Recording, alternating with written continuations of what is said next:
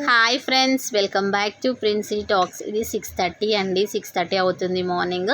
నాతో పాటే పిల్లలు కూడా లేచారు. యాక్చువల్లీ ప్రిన్సీకి ఈరోజు 8 o'clockకి స్కూల్లో ఉండాలి. హాఫ్ డే స్కూల్ స్టార్ట్ అయ్యాయి. ప్రిన్సీ అయితే స్నాక్స్కి బోండా కావాలని అడిగాడు. సో అందుకనేసి నేనైతే స్నాక్స్కి అలాగే మాకు బ్రేక్ఫాస్ట్ కానీ బోండా అయితే ప్రిపేర్ చేస్తున్నాను. ఇక్కడ పల్లీలు అయితే ఫ్రై చేస్తున్న చట్నీకి, పక్కన ప్రిన్స్కి వాటర్ కూడా పెట్టేశాను.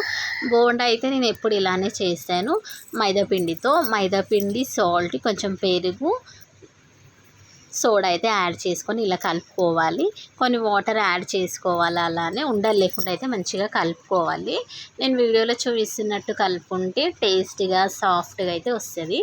మీరు ట్రై చేయకపోతే ట్రై చేసి టేస్ట్ ఎలా వచ్చిందో కామెంట్ చేయండి. నేనైతే సైడ్కి పాపతో మాట్లాడిపించుకుంటూ అయితే నేనైతే బోండాలు అయితే వేస్తున్నాను.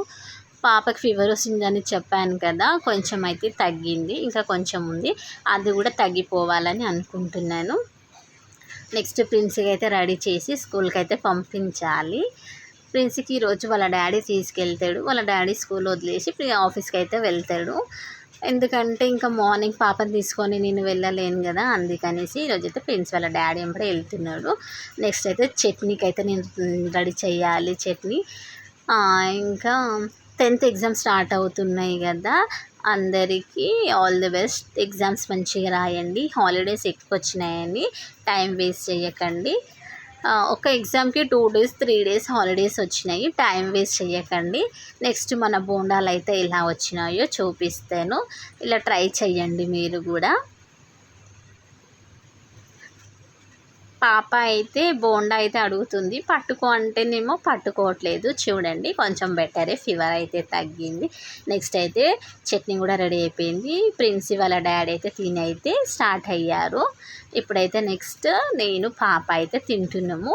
పాప అయితే తినట్లేదు, నేను పాపకి తినిపించి అయితే నేను తింటాను. ఇక్కడ పాపను కొంచెం పడుకోబెట్టి నేనైతే పూజ అయితే చేస్తున్నాను. ఈరోజు లేట్ అయిపోయింది. పాపకు కొంచెం మెడిసిన్స్ అవన్నీ వేసి పడుకోబెట్టి ఆ తర్వాత అయితే నేను పూజ అయితే స్టార్ట్ చేస్తున్నాను. నేనైతే పూజ ఇలానే చేస్తాను.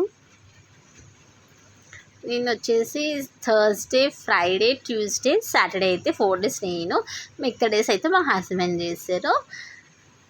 చూడండి, నేనైతే ఫైనల్గా పూజ అయితే చేసేసాను. ఇప్పుడు ప్రిన్సీని అయితే తీసుకురావడానికి అయితే వెళ్ళాలి. 1 o'clock అయితే ప్రిన్సీ స్కూల్ అయిపోతుంది. బయటికి వెళ్ళాలంటేనే అసలు చాలా భయం అయిపోతుంది. అబ్బా, ఎండకి వెళ్ళాలనేసి. బయట వర్క్ చేసే వాళ్ళు అయితే ఎండకి ఎలా చేస్తారేమో, వాళ్ళైతే చాలా గ్రేట్. ఫైనల్గా పూజ కూడా అయిపోయింది. చూసేయండి. వీడియో నచ్చితే లైక్ చేయండి, షేర్ చేయండి, కామెంట్ చేయండి. Bye bye.